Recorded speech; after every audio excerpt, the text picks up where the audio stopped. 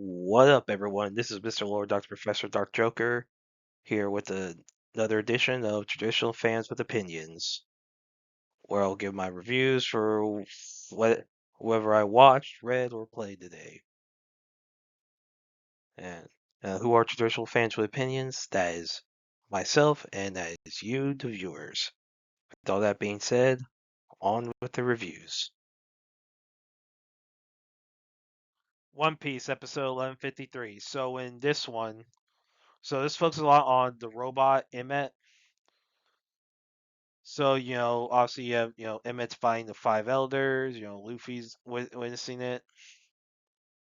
And so you see Emmett, he's being attacked, and so the message is going on, and Vegapunk's message, says that, Joy Boy's treasured the One Piece. So the Roger Pirates found it. Basically, Vega, he's like, he doesn't know why the Roger Pirates haven't really disclosed what happened, never told anyone. Well, I mean, we know Roger told Whitebeard, so Whitebeard knew about everything. And and Shanks might know. So Rayleigh's drinking, from hearing after it because he knows everything about Shanks is drinking as well. So he might know, like based on some of the stuff in the manga, Shanks might know what the One Piece is. There's still some things, there's still some questions. And so anyway, so then when that happens, and Vegapunk, like, he says that basically, regardless like the world flooding, whoever finds the One Piece is connected to what's going to happen, and that whoever finds the One Piece becomes basically will determine the fate of the world. And so like all the pirates are excited, about it. So basically, there's now like this is really kickstarting like the final push for the One Piece. So you know, Cross Guild's excited. There's like, so this is what you were pushing for, Buggy. Buggy's like, this ain't. He's like, he's scared. He's like, this is about the world we create, right? And of course, you have Luffy wants the One Piece for whatever his dream is. So Aikanu's wanting to find it. Well, Shakazuki, and so he said, so all the Marines are like, we gotta find the One Piece. So like, the Marines are searching for the One Piece. Generally, it's a lot just been pirates. You haven't really seen Marines searching for the One Piece.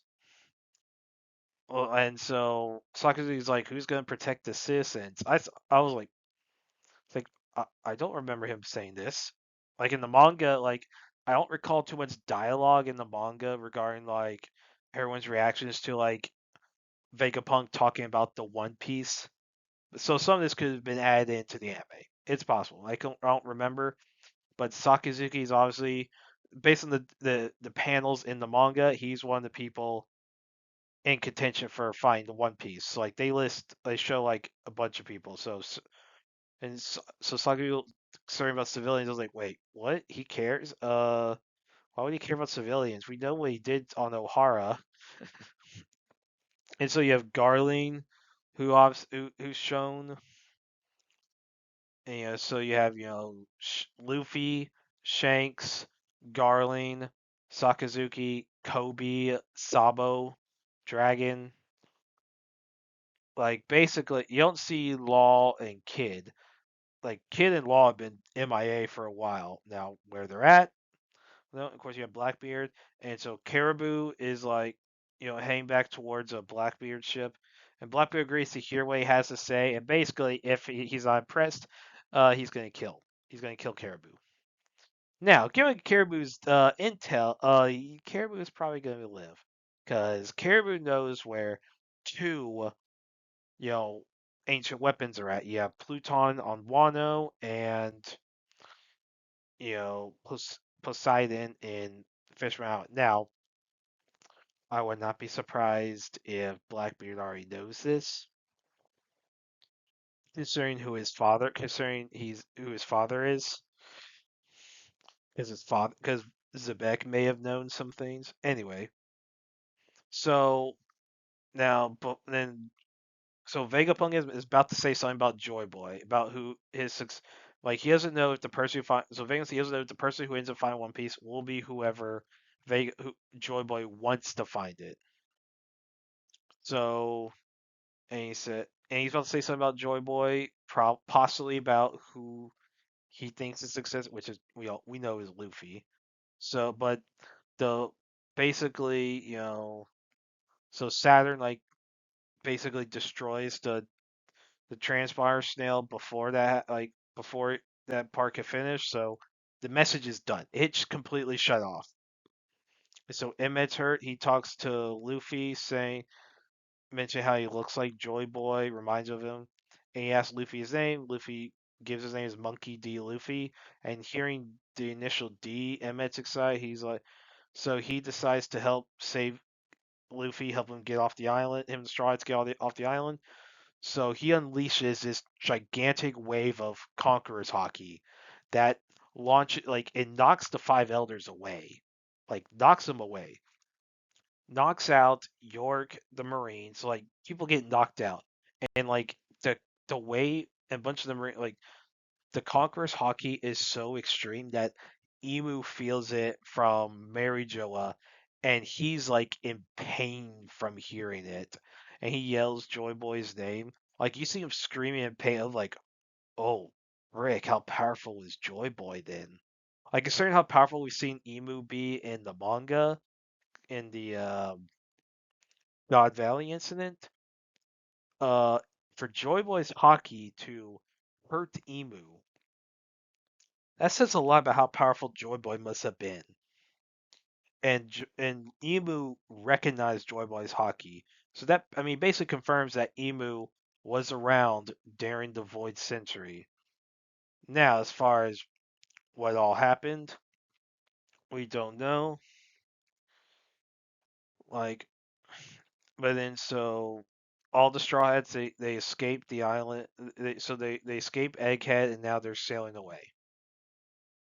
And so yeah, that's really it for the episode. So yeah, I thought this was a really good episode, dude. The Emmett stuff was so you see like that flashback with Joy Boy, voiced by it's not the current voice actress for Luffy, but it's a former one.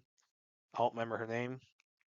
And so you see like how Joy Boy was saying the flat like someday you'll use this hockey to save someone when you need to. That's when you're trying to save someone you want to be saved. That's when you know to use it. And it'll be him. It'll be like Joy Boy helping him out. And so Emmett is like defeated, and like so Emmett was awesome, great episode. Like obviously, like Egghead is ending pretty soon. Like it's so like the final episode, like it's coming pretty soon. I believe it's December 28th, so in 2 weeks. I believe that's the case.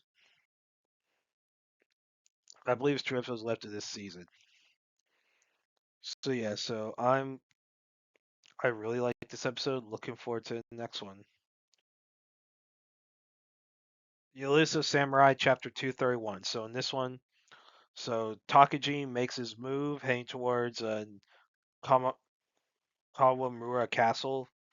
So so so Tokiyuki, leads the Elusive Samurai, at least those who are still fighting go to go attack Takagi. Now, the women who have bared children and well are pregnant, so they do not go.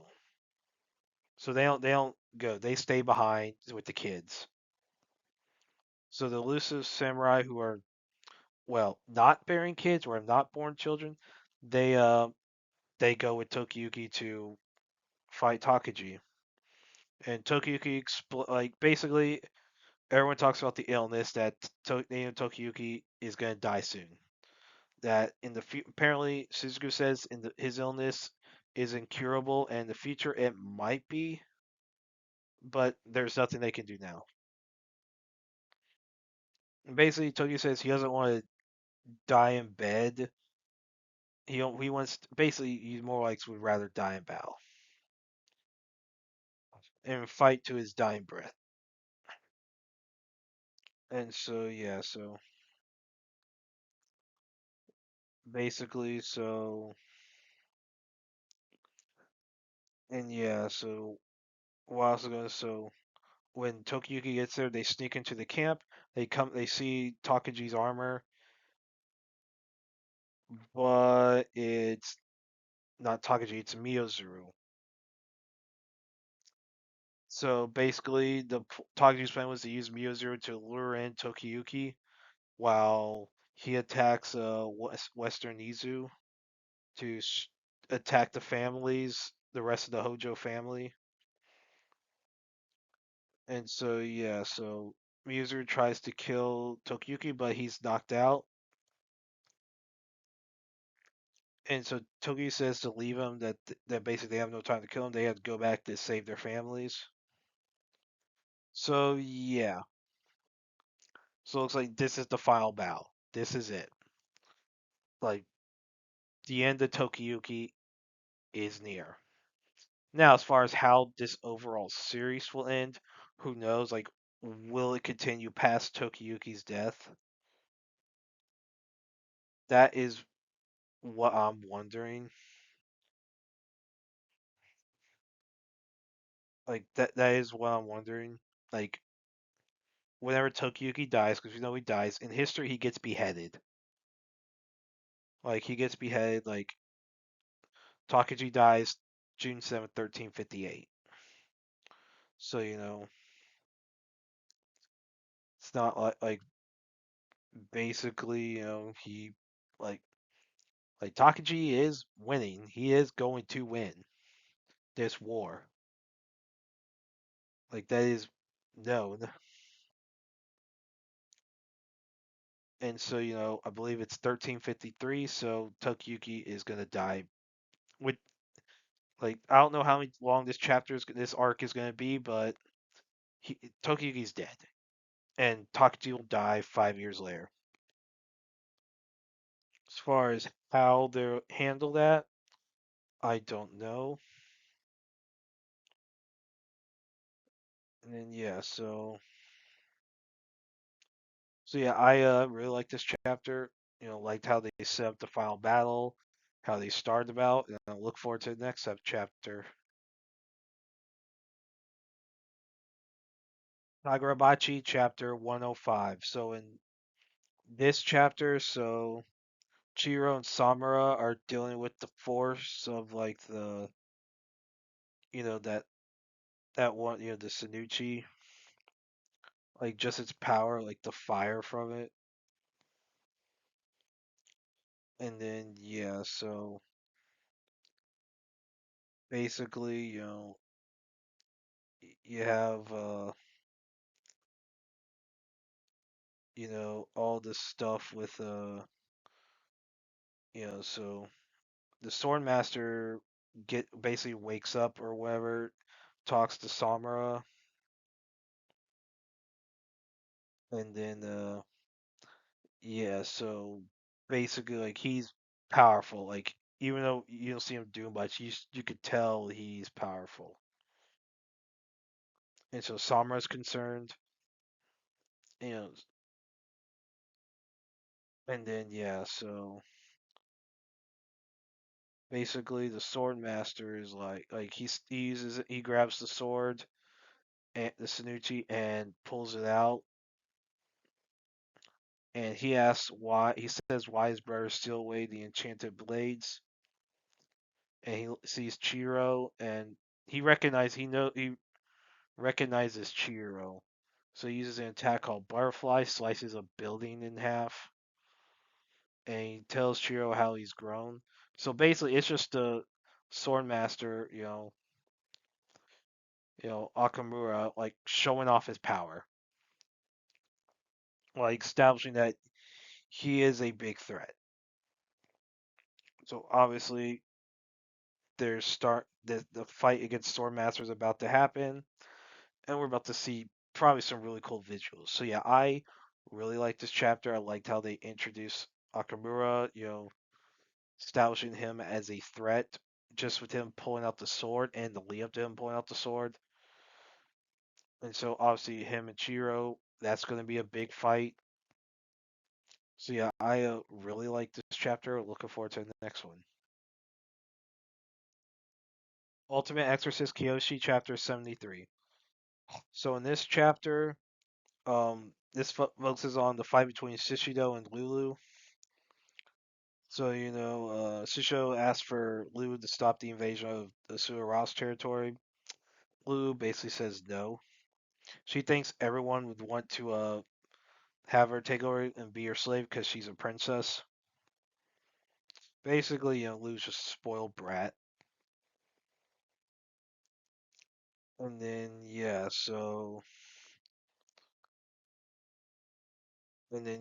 they're trying to do their attacks. So Lulu likes attacking people but doesn't like being attacked. She says that if Shisho hits a girl, that his idol won't like him. Shisho says he doesn't care about anyone's age, gender, whatever. Like basically, everyone's the same except for his idol.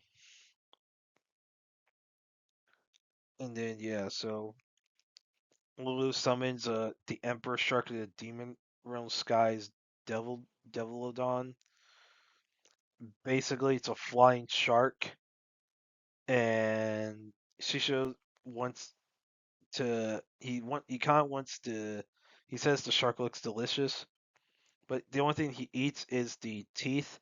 Basically, since the shark is obviously being controlled, he doesn't think he has the willpower to fight because he doesn't like eating anything that does not have a fighting spirit. And so Lou then cuts the shark's head off and kills it. And then Lou tries to make Sushido her slave. And so so then she attacks Lou attacks Sushido. Basically like Lou does have like the physicality of Hellzebub. And so so she stabs him with what like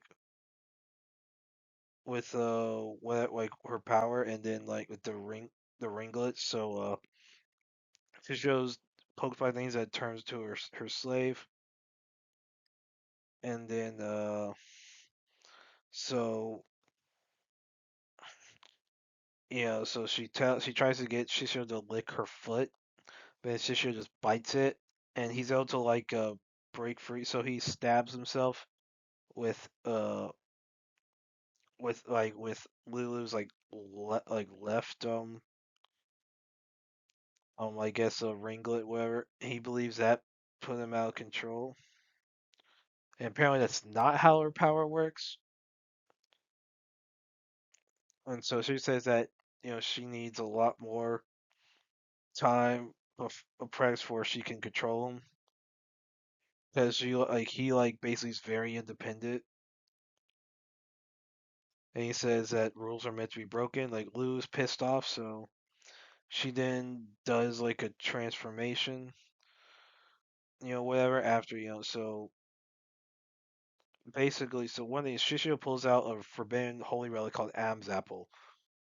Whatever it does, I don't know, but and then Lou gets into this very powerful form that she doesn't like to use a lot, and says that now that Shisho's seen her in that form, he must die. So it looks like we're about to see the next stage of the fight between them. So yeah, I really liked the chapter. The fight was awesome. Some good humor there, good visuals. Like the powers were cool. So yeah, I really like this chapter. Looking forward to the next one. Into the Witch, chapter 63. So in this one, Kizoshi is trying to obviously like and has split up into different beings, whatever. And so each ones are trying to go after the go after all the women in Gokuraku. Then Gokuraku attacks Speedy Kizashi, and then attacks it and like uses brute strength to beat it, traps it in a net, and like you know basically And yeah, after he does an attack on it, shoots it with something, using something called Agni Cannon to attack it. And then the other two, these two other Kizashi, like they come across, and then they see Gokuraku eat Speedy Kizashi, who Joey says maybe it's a little for Ururo. And so basically, so I guess they think that that Gokuraku's a male witch, which is not the case. Like he's just a brutalizer. He just eats it. Like he was just eating it. So I guess it's like fried octopus or whatever. So yeah, so obviously Gokuraku is not a witch.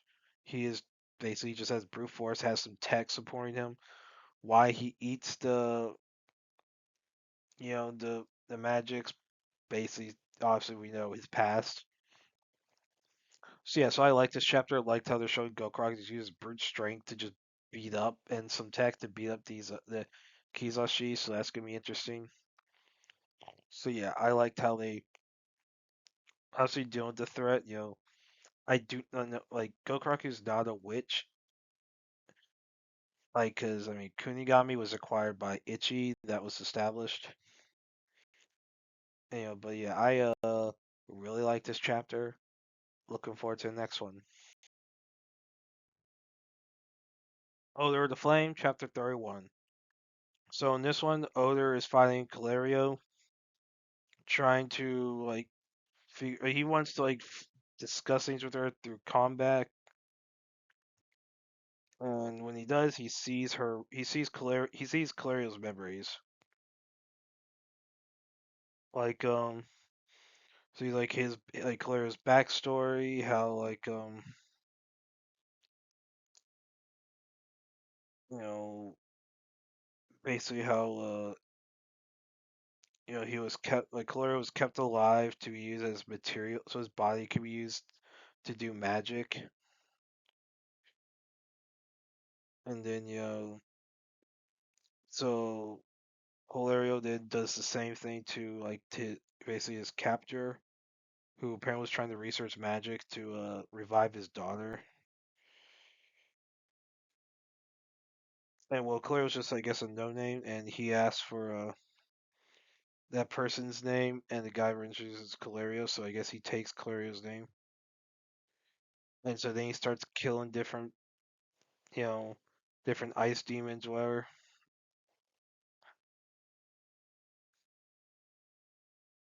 And then, so basically, so Claire then says he doesn't need communication, he just fights. So basically, he attacks Calerio. The attack knocks him down,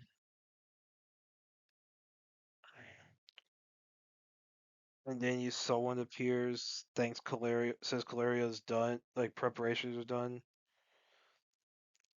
and some Pierce says that he's here to pay respects to Odor, Warrior of Flame, and looks like it's a high-ranking person within the Ice Kingdom. So like it looks like a human, but it's like an ice crown, or whatever. So it's probably the prince or a king, or whatever. So that's gonna be interesting how they're. So yeah, I really like this chapter. Liked how they handled Calerio. Like the new, interested in this new villain they introduced. So yeah, I really like this chapter. Look for the next one. Harukaze Mound, chapter 26.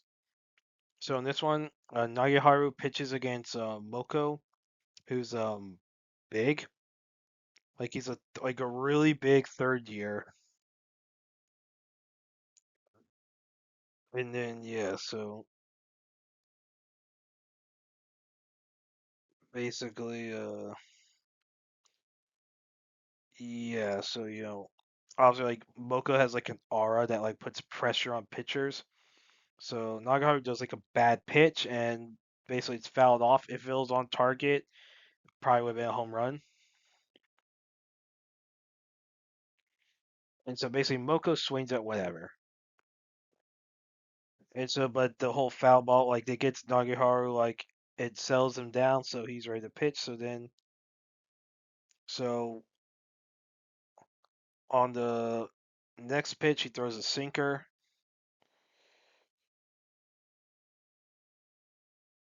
and then, yeah, so then it hit, Moko hits the ball, and then, it hit, and then Satomi, like, he dives and catches it. And so, yeah, so that gets an out. So obviously, like, they got through. And May's interested. Like, he's like amused that like Boca got out. So yeah, so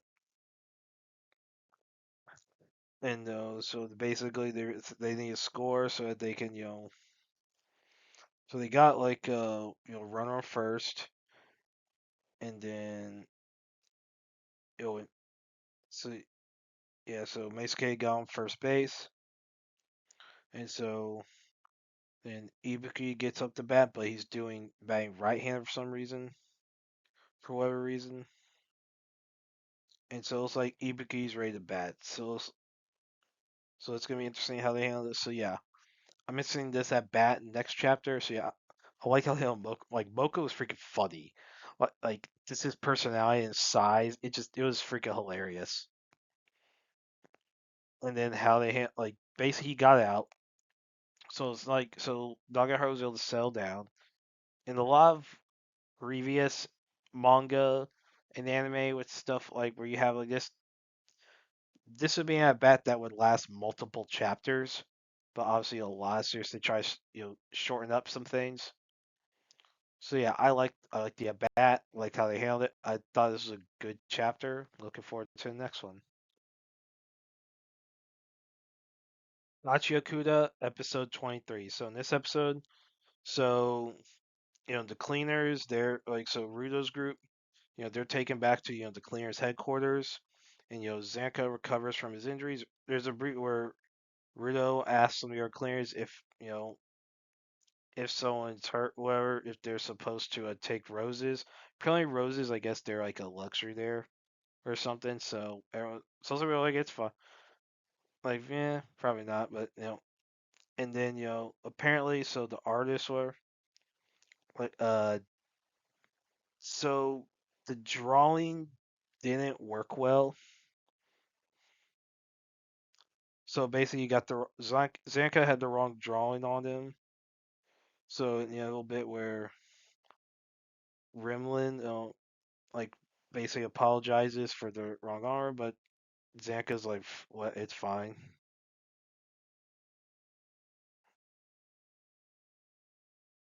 And then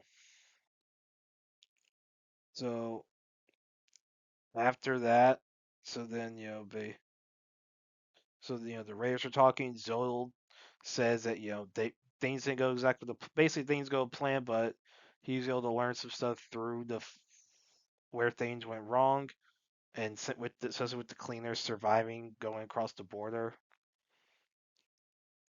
And so yeah, so basically, obviously, there's the whole mysteries now of the Watchmen series, which that's gonna if we get a season two, that's gonna get really crazy.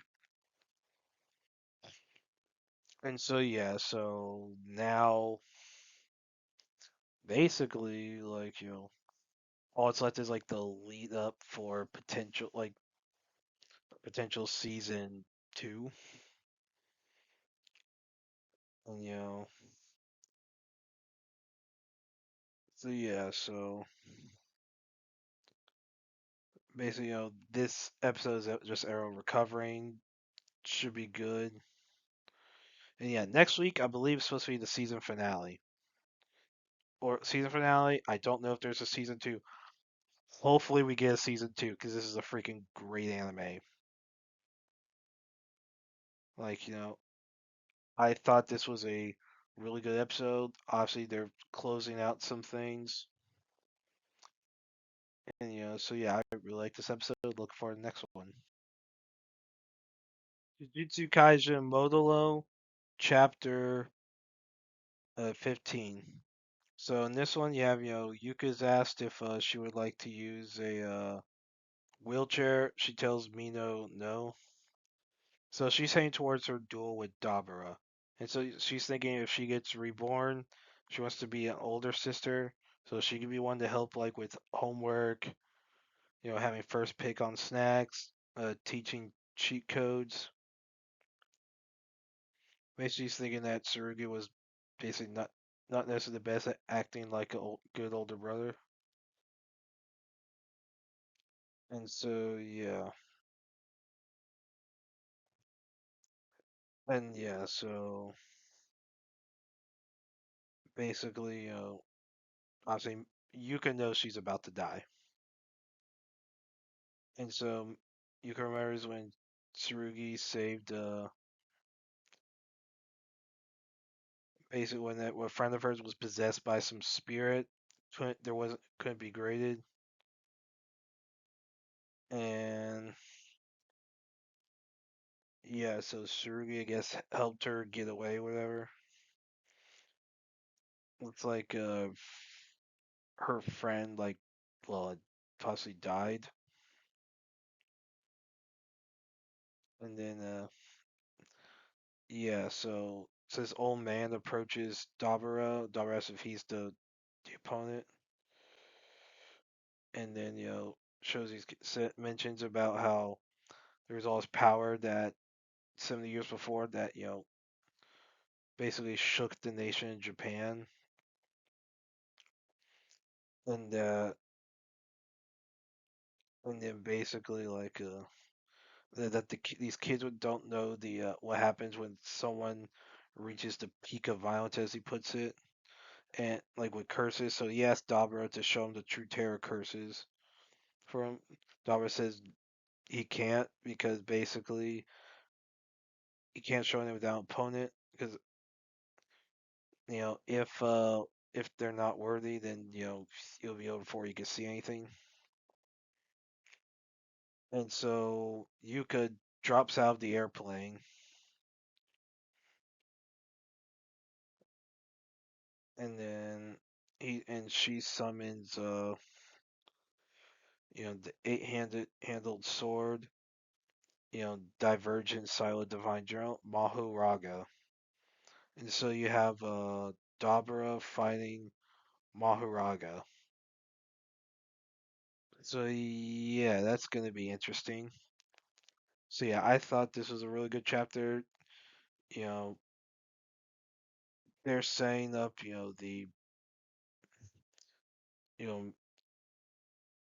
they're setting up like a lot of stuff. So obviously Mahuraga has appeared, Shikigami of the Ten Shadows technique.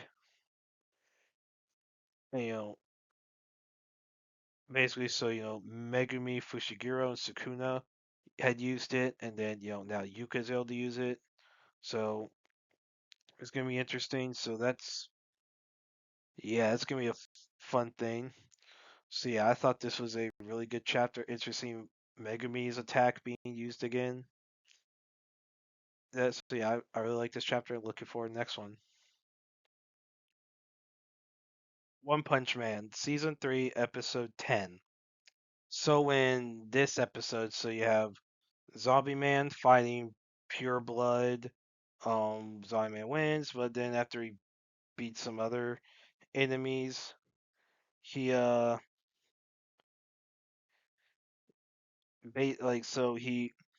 in the manga he uses a like a freaking cigarette, but in the anime they show him with the lollipop. So this is a subbed version, doing some 4 kids type nonsense. Like that is some retarded crap. Like I'll say that is freaking retarded. Like I don't know. Like you're not freaking 4 kids. What the frick are you doing? Like it is very all. I mean, this whole like these fights are all over the place. Like, look, Saitama hasn't been in a while now. I understand that, like, look, he ends things with one punch. You're not gonna use him every freaking fight. Okay, that I get, but it's like kind of so all over the place that you know, yeah, it's like, and you have this one hero like basically fall in love with the monster. Like that made no sense. Like there's a lot. Basically, you have a lot of side characters. Like basically you have a bunch of side characters fighting. That's what it is. Like that's what's going on. Like there's obviously, look, you have a lot of heroes around. A lot of these heroes are not necessarily very much established. At least in the anime, maybe in the manga they are. And so basically, yeah. So so this, like, I didn't like this episode. Like I didn't like it. And basically it's like it was like it's so all over the place. It's and the thing is, I've seen anime where you do have a bunch of episodes that focus on side characters, but you have these are established characters like freaking like Fairy Tail during the whole Alvarez Empire stuff. Naruto during the fourth Shinobi World War. Like I mean, really, like it's like what the frick.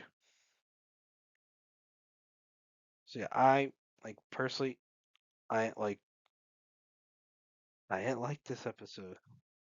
Like I personally wasn't a fan. Like it's like like I don't think we have much left for this season. Like I think there's like one or two episodes left. I think there's like one or two episodes left, probably two to play at 12. But yeah, I personally don't like that, but I'll watch the next one. Gonron Egg Chapter 8. So in this one, Oma powers up Gonron.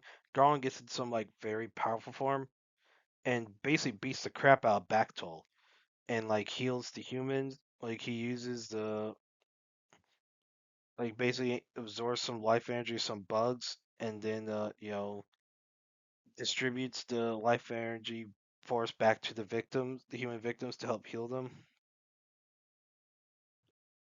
And then so yeah, Gonron and Oma just beat up Bactol.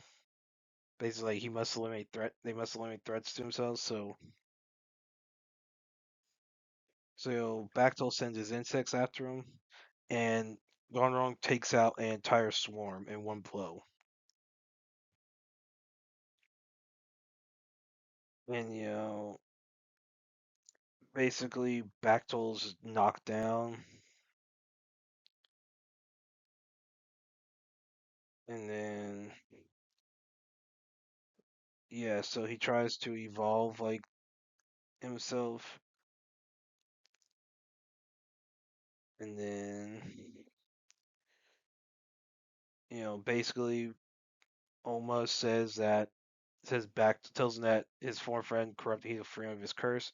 Then he slices him. So Bactol congratulates Oma, and he says permits him leave. So Bactol's about to die, and you see like basically this giant tree whatever got cut. It's like holy frick! Like basically Gonrong and Oma together are a very powerful threat. So that's gonna be a big thing. So Bactol's dead. It looks like. Obviously, that's gonna play a role. Like, who knows how Oma's gonna react to it? How he's gonna process, Bactol being dead, that he had to kill him.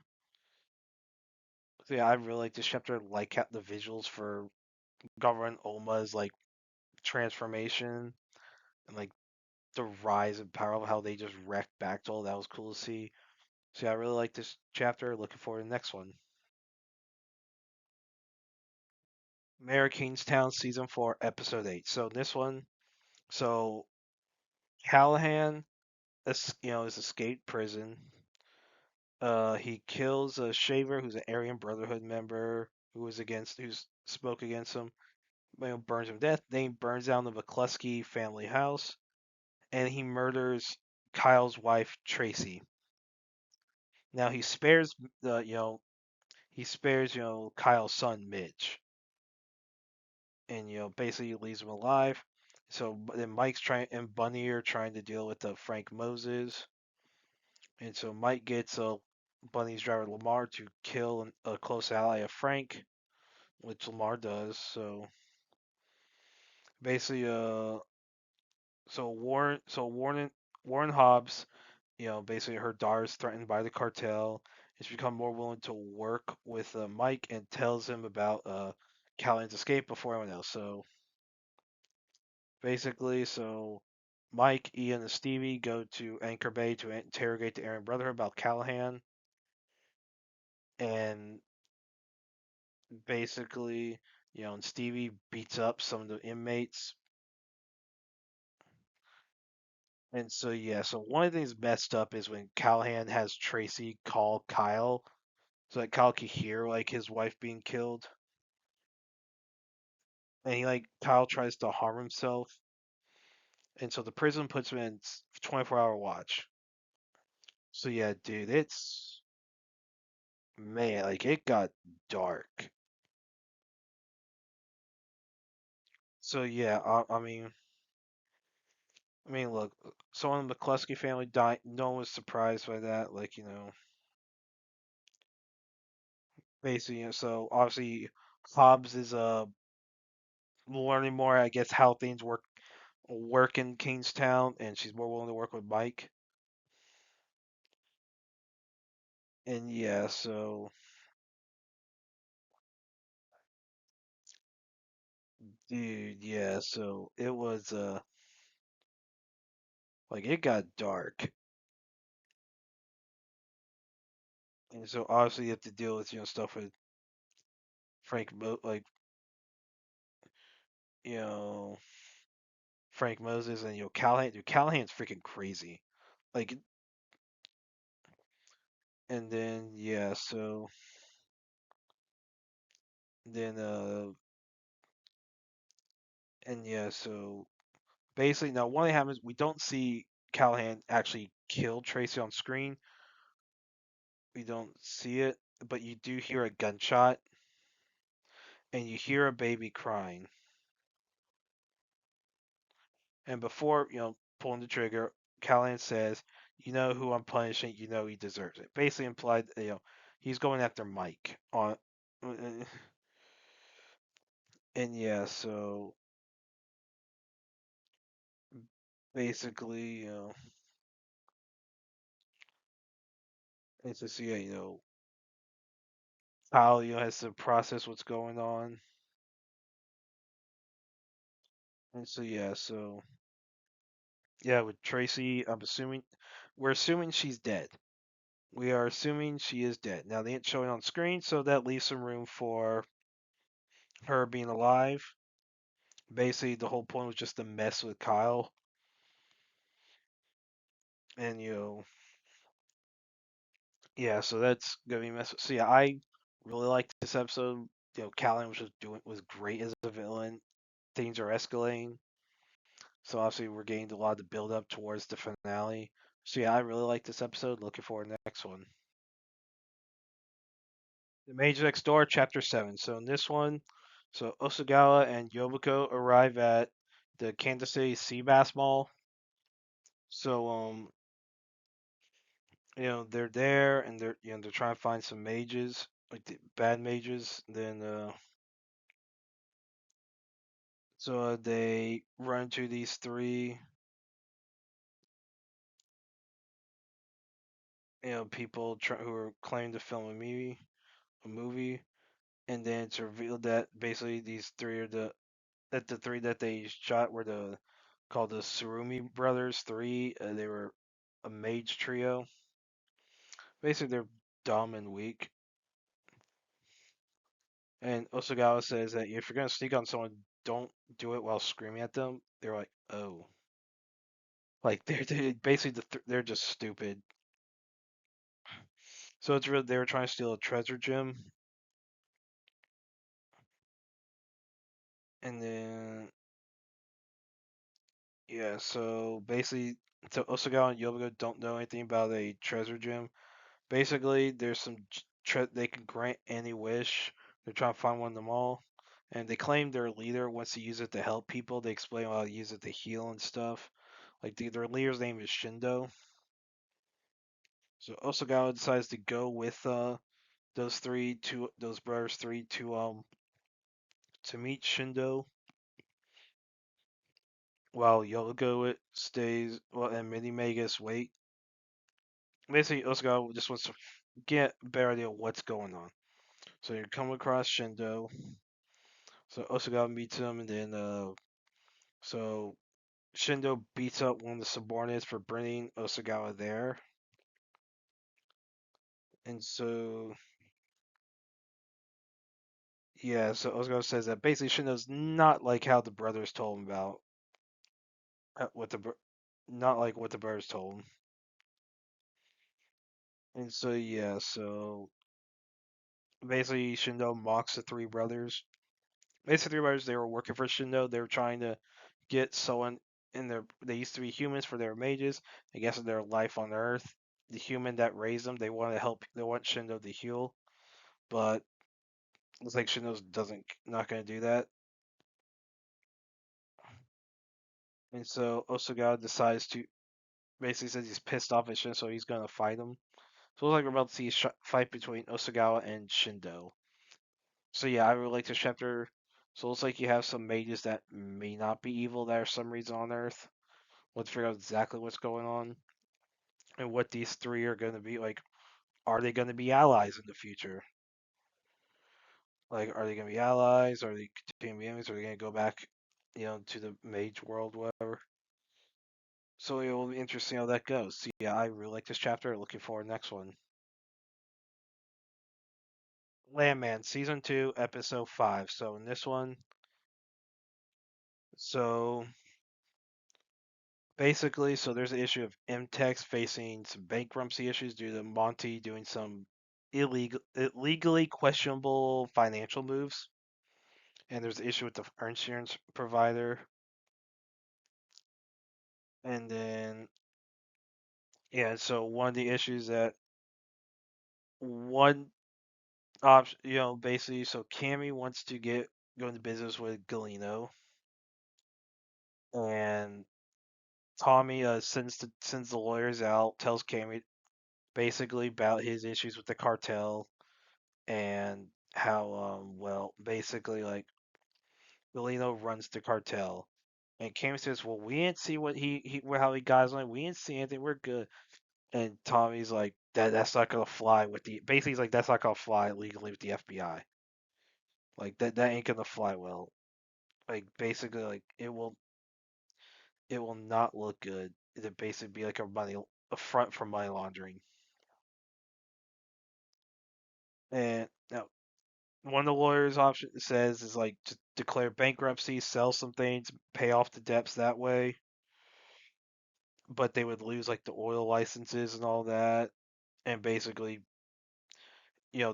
lose the bit like they wouldn't be in the oil. And Cammy doesn't want to lose her Monty's company, and Cammy decides to since she's I didn't see Galeno do anything. She wants to go and visit Galeno. Tells Tommy to get the paperwork and says Tommy cannot summon her for a meeting again. That she's in charge. Which here's the thing, because basically like Tommy was not made aware of a lot of stuff he should have been, and one of the lawyers telling him to hire another landman due to like Tommy's expanded role in the business due to like what happened with Monty. He thinks he might need to hire a landman. Tommy doesn't want to do that. So obviously it's not going well. So Cammy is like probably buying off more than she can chew. Like that's essentially what she's buying off more than she can chew. Any episode with Cooper. So basically, so when Tommy meets with Cooper about like the business issue, um, Tommy says that the deal that Cooper made with Galeno was not structured very well for him. So Cooper actually owes a lot of money in bills, invoices, and basically all the deals that were signed were signed because he's Tommy's son, and that basically so he said, but Tommy says that Cooper found some blind spots that he gives some good instincts, so he offers to buy Cooper's leases, hire him as a landman within MTech's so that Cooper can actually learn the business. Because basically, Cooper doesn't understand the business. And it's like Cooper wasn't able to get any money out of it. And so, and then, yeah, so obviously, yeah, Cooper didn't understand money. Like, he went to school, I believe, for petroleum engineering. He didn't go to school for business. So he didn't have someone structure the deal well. And so, yeah, so then with Cooper, this whole deal with him and Ariana. So they've worked things out.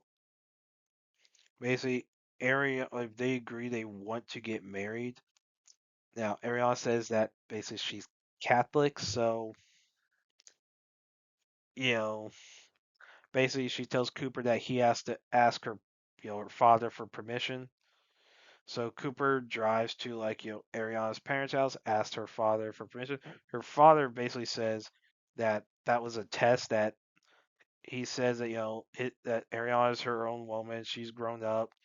She's a grown woman. She can make her own decisions. That Cooper doesn't need permission, but that Ariana wanted to see if he would be willing to put up the effort, which obviously Cooper was. So he says, well, as far as that Ariana passed, but he also says, now that being said, she is my daughter. If you hurt her, I will kill you. That's basically how he puts it. He basically tells Cooper the whole dad thing. If you hurt my daughter, I'm going to kill you. Things fathers say a lot. Being protective of their daughters. Like that's how it is. And so I was going. TL is getting used to living in the Norris household, and so he doesn't know. He's kind of bored. Doesn't know what to do. So Angela decides to throw a pirate themed dinner in his to celebrate TL moving in, and you have costumes also all the women. So you have like all the women involved, basically they wear freaking so you know Angela wears a pirate out a skimpy pirate outfit. Like Angela wears one. Ainsley wears one. I think Rebecca, I believe, also wears one. So it's like all the women are like they all wear pirate. It's like what the frick?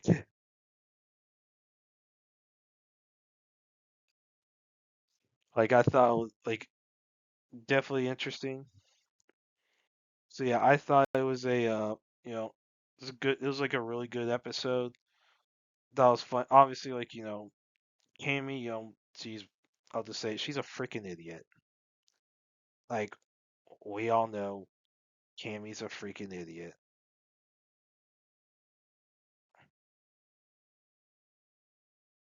And like basically, you know, because obviously we know Cammy does not understand how the business works.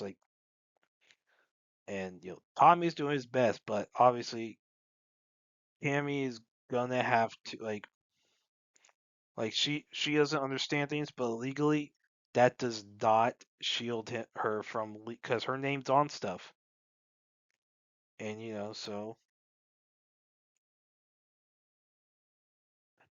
yeah, so basically, yeah. Now I have questions about why the 400 million that MTech was missing, why it can't be accessed. That's what is the purpose of that? Like, why would you have money stored if you can't access it? And then yeah, so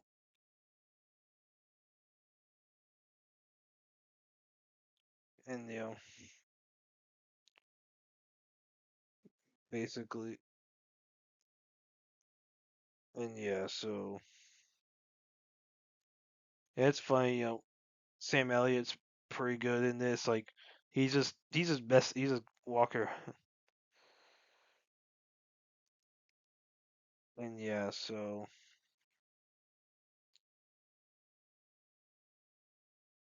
yeah, so I thought this was a really good episode. You know, and it's funny. So yeah, like everyone's wearing pirate gear. Like I guess like TL's wearing some pirate gear, and but everyone and apparently this dinner goes off without a hitch. So no problems this time. Like actually no problems. Like there's no like Angela getting pissed off over basically the oil men not being cultured, whatever, as she put in her mind, and so yeah, because really it's all Angela. In my opinion, it's Angela's fault when things go wrong. But yeah, I thought this was a really good episode. Honestly, it looks like it's a calm before the storm type thing. So yeah, I like this episode. Looking for the next one. Well, that's it. Did y'all like the stuff I reviewed? And if you have your own opinions about all that, you can put all that in the comments. Thank you for watching, and like, subscribe, and all that. And look forward to the next video.